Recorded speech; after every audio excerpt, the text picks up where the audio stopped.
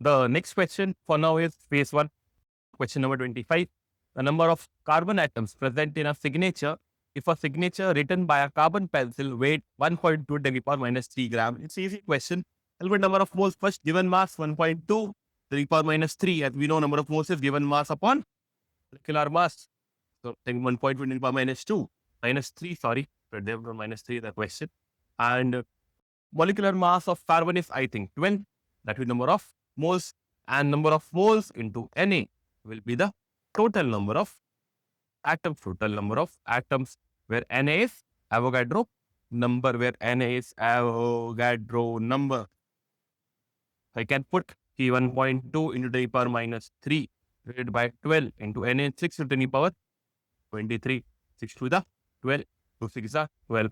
So you can write 0.6 into 10 to the power minus 3 minus 23 to the power 20, or 6 into 10 to the power 90.